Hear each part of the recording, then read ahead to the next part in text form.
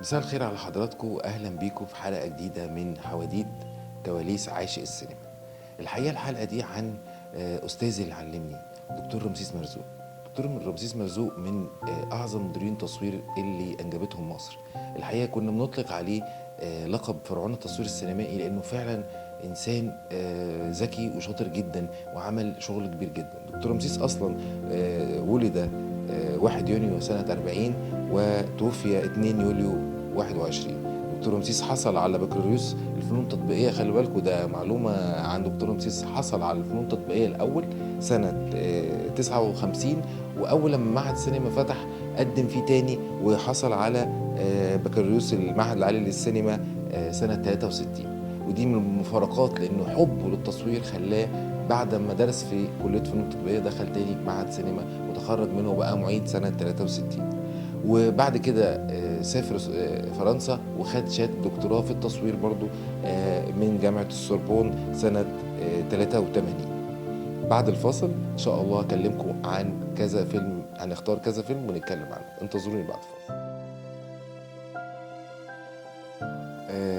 خلال فترة التعلم، يعني لما الواحد كان في سنة تانية في المعهد أو بداية تعلمه، أول لما اتعرفت على الدكتور رمسيس مرزوق مثلا كان دايما بيبقى فيه تساؤلات جواك إن الناس دي بتصور ازاي او بتعمل ده ازاي. وفي نفس الوقت خلي بالكم ان الموضوع كان زمان سينما فكان اصعب بكتير لانك في تعريض وفي اكسبوجر بتقيس بيه اضاءة، بتقيس لمباتك، بتقيس حاجتك، يعني الموضوع صعب جدا. فالمهم كان حظي ان انا لما كنت بتدرب مع دكتور رمسيس في البحث عن توت عنخ امون كنت بساله عن فيلم المهاجر، لان فيلم المهاجر كان من اعظم الافلام اللي اتعملت في الفتره دي.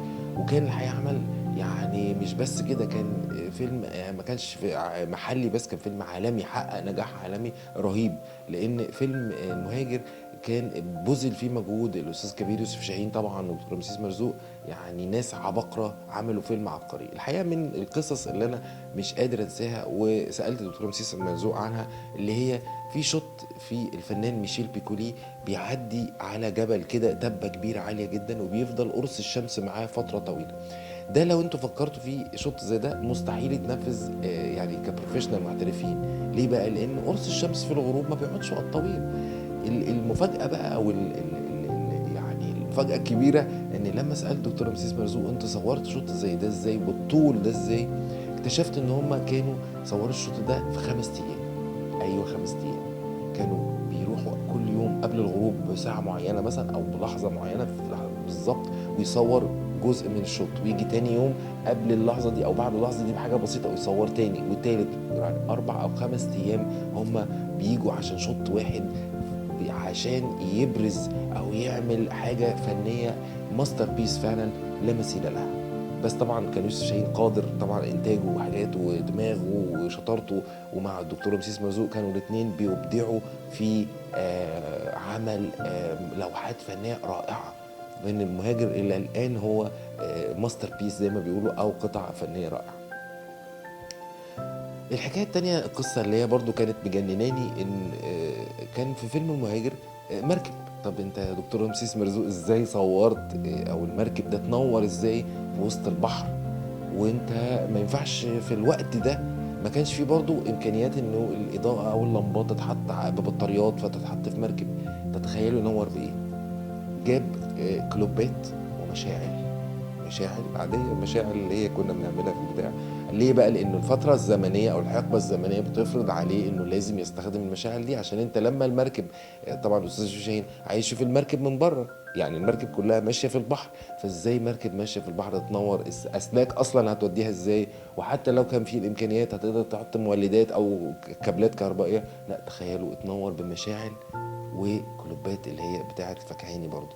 فكان برضو من مديرين تصوير الاذكياء جدا، العبقري جدا. يعني ازاي انت فكرت انه تستخدم المشاعل في فيلم البحث عن توت عنخ امون وكذلك في فيلم المهاجر؟ يعني بصوا الجمال، بيستخدم المشاعل اللي هي بتدل على نفس الحقبه الزمنيه، لان بتتكلم على حقبه زي مصر ايام سيدنا يوسف. ولا اي حاجه، هو المشاعل دي حاجه المعبره جدا وكلوبات النور وفي وسط البحر، فمنطقي جدا. وطلع طبعا فيلم من اروع واجمل الافلام اللي عاشت معانا في حياتنا الطبيعيه. فببساطه الناس دي علمونا بيعلمونا صح، ولمّا كنا بنسألهم عشان يعلمونا كانوا فعلًا بيثبتوا لنا إنهم أذكى من أي مشكلة، وفعلًا كانوا بيعملوا يعني أجمل الأشياء ويعلمونا عشان نكون يعني زي ما بيقولوا ورثة ل ل ل ل لفنهم وحاجتهم الجميلة اللي عملوها.